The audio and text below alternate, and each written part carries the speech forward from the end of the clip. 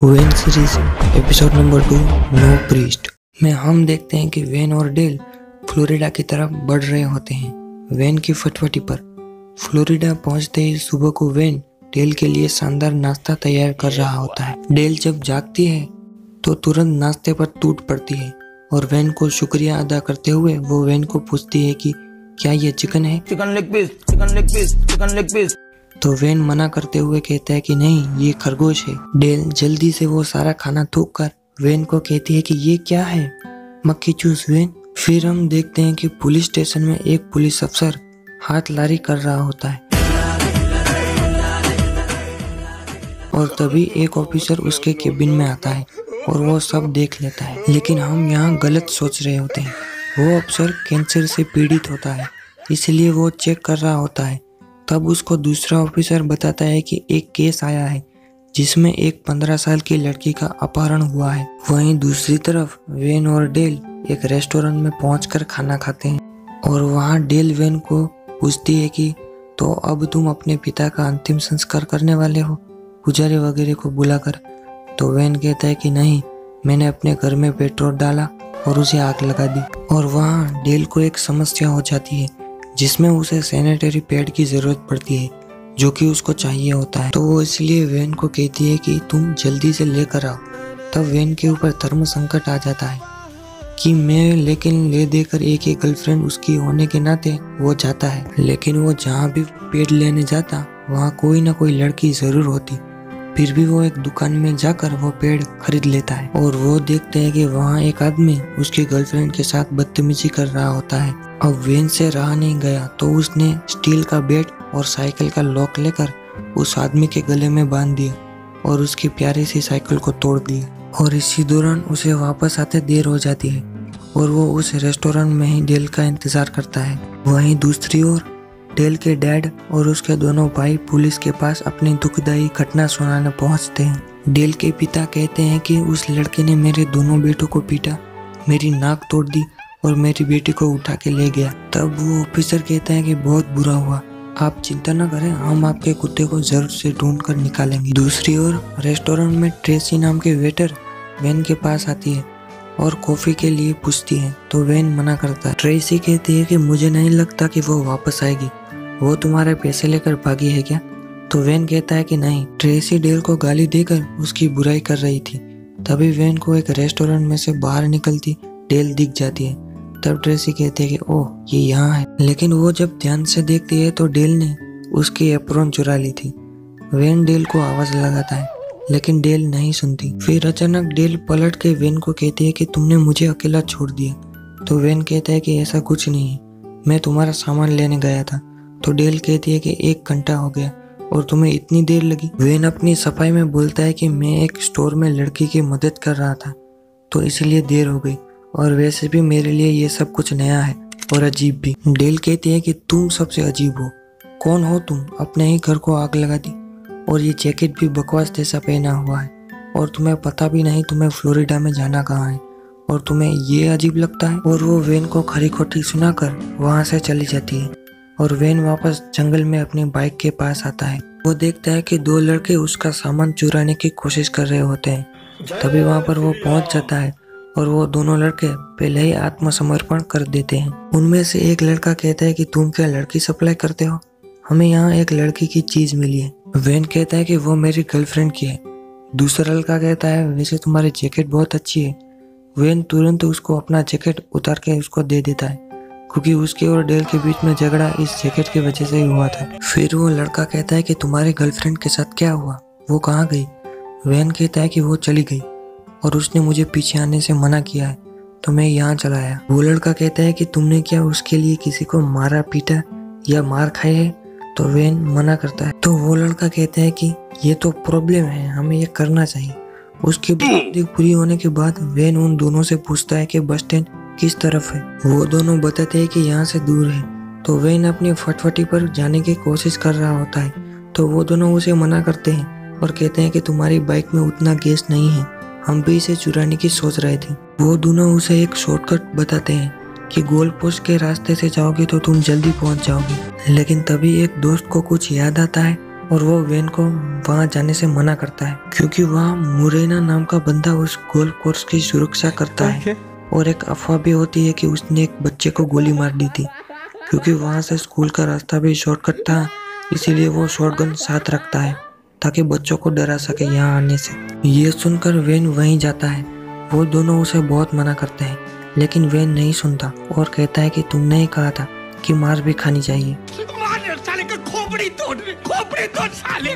और देखते ही देखते वो उस गोल्फ कोर्स में जाली से घुस जाता है और तभी उसे मुरेना रोक लेता है। वेन उसको डराते हुए अपनी छोटी सी हथौड़ी बाहर निकालता है। मुरेना उसे चले जाने को कहता है, लेकिन वेन आगे ही बढ़ता है और तब मुरेना उसे शूट कर देता है। उन दोनों लड़कों को लगता है कि मुरेना ने वेन को मार दी और वो दोनों वहां से भाग जाते हैं। दूसरी तरफ डेल बस स्टैंड पर पहुंचकर लॉस एंजलिस की टिकट मांगती है और इत्तेफाक से वहां पर वही ट्रेसी होती है जिसका एप्रॉन डेल ने चुराया था। दोनों गालियां बोलकर लड़ने लगती हैं और तभी सही समय पर पुलिस की गाड़ी आ जाती है और यहाँ वेन को मुरेन ने बांध दिया होता है। और जब वेन को होश आता है तो वो कहता है कि तुम्हें क्या लगा, ये असली गोली है? ये सिर्फ नमक की गोलियां हैं। फिर वो अपनी शॉटगन में असली गोली लोड करता है और उसे कहता है कि खबरदार, अगर तुमने बाहर जाकर इसके बारे में कुछ भी कहा तो। तभी वहां पर मुरेन की बूढ़ी गर्लफ्रेंड पधारती है। वो कहती है कि मुझे लगा तुमने इसे मार दिया होगा। तो मुरेन कहता है कि नहीं, अब हम इसे छोड़ देते हैं, ये किसी को नहीं बताएगा। ये बात सुनकर वो कहती है कि जब ये अपने घर या अस्पताल जाएगा तो ये क्या कहेगा। गॉड डैम, तुम देखो इसे, ये सिर्फ बच्चा है, सब उगल देगा, हम इसे नहीं छोड़ सकते। तुम्हें क्या अपनी नौकरी छोड़कर जेल में जाना है क्या? मुरेना कहता है कि हमें इसे एक मौका देना चाहिए यहाँ से निकलने के लिए। और वो लड़की मान जाती है और कहती है कि ठीक है, हम एक गेम खेलेंगे। वहीं डेल और ट्रेसी लड़ झगड़ कर अपना हुलिया ठीक कर रही होती है और दोनों फिर बात करते हैं, जिसमें ट्रेसी कहती है कि तुम्हारे बॉयफ्रेंड को कॉफी जरा भी पसंद नहीं है, उसने 3 कप बस तुम्हारे सामने मजबूरी में पिए थे। तो डेल कहती है कि मेरे आपसी मामले में टांग मत अड़ाओ। तब ट्रेसी कहती है कि देखो, मैं 41 साल की हूँ, मैंने भी कोशिश की एक अच्छी नौकरी, एक अच्छी जिंदगी बिताने की। ये सारी बातों से वो डेल को ये कहना चाहती थी कि मेरे पास हर 2 हफ्तों में एक नई नौकरी और एक नया बॉयफ्रेंड होता है, लेकिन कोई सच्चा प्यार करने वाला नहीं। ये सुनकर डेल सोच विचार में पड़ जाती है। वहीं डेल के डैड उसी पुलिस वाले के पास दोबारा जाते हैं और वहाँ वो पुलिस वाला डेल के डैड को एक रिपोर्ट देता है जो कि कैंसर की थी और कहता है कि मुझे कैंसर नहीं है। ये सुनकर डेल के डैड बौखला जाते हैं, लेकिन किसी तरह वो पुलिस वाला उन्हें समझाकर उन्हें वापस कुर्सी पर बिठा कर कहते हैं कि अब मैं पूरी तरह से तैयार हूँ आपकी बेटी को ढूंढने के लिए। फिर वो वेन के बारे में पूछते हैं तो डेल के डैड बताते हैं कि ज़्यादा कुछ नहीं मालूम, लेकिन उसने अपने ही घर को आग लगा दी जिसमें उसके डैड थे। लेकिन फायर ब्रिगेड वालों का कहना है कि वो आदमी घर जलने से पहले ही मर चुका था, उसे कुछ कैंसर वैंसर था। ये बात सुनकर वो पुलिस वाला कहते हैं कि क्या उसके डैड को कैंसर था?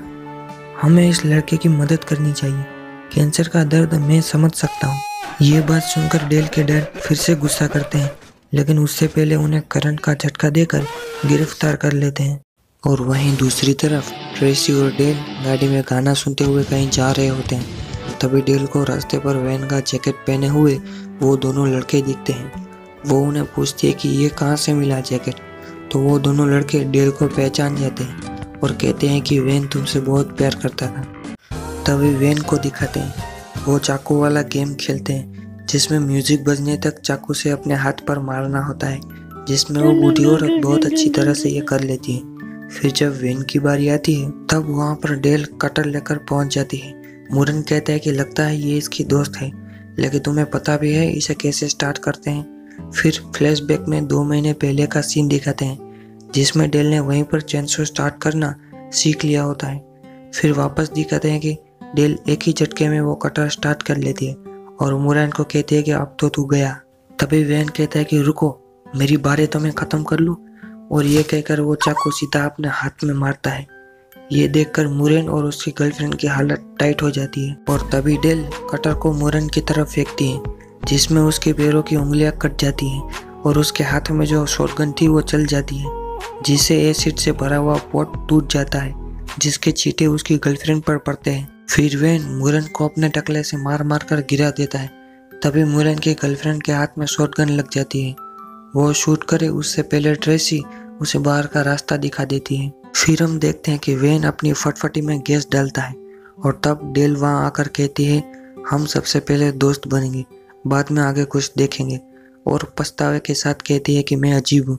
तो वेन कहता है मैं भी, मैंने खुद के हाथ में चाकू घोंप दिया। तो डेल कहती है कि मैं 41 साल की सिंगल नहीं रहना चाहती ट्रेसी जैसे। वेन कहता है मैं भी। वहीं पुलिस स्टेशन में हम डेल के डैड को देखते हैं जहां उन्हें छोड़ दिया जाता है और वो पुलिस वाला कहता है कि तुम कुछ ज़्यादा ही भावुक हो रहे हो, मुझे कैंसर से दूसरा मौका मिला है तो मैं समझ सकता हूँ, हम तुम्हारी बेटी को जल्दी ढूंढ लेंगे। अभी वहाँ पर वेन के घर का मकान मालिक आता है और कहता है कि शायद इससे तुम्हें कुछ मदद मिले उस लड़के को ढूंढने में। मुझे ये तस्वीर मिली, वो वही गाड़ी वाली तस्वीर होती है। तो पुलिस वाला कहता है कि कैसे?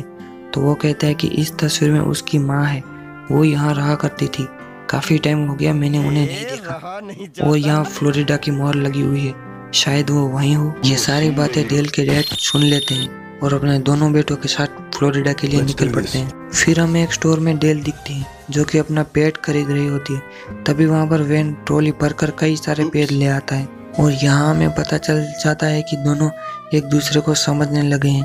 वेन को पेड़ के साथ अब अजीब नहीं लग रहा होता है। फिर ये स्माइल, इसने तो उसको भी हरा दिया। फिर डेल टॉयलेट में जाकर रोती है और कुछ सामान वहीं छोड़ देती है और बाहर आती है और यहीं दूसरा एपिसोड खत्म हो जाता है।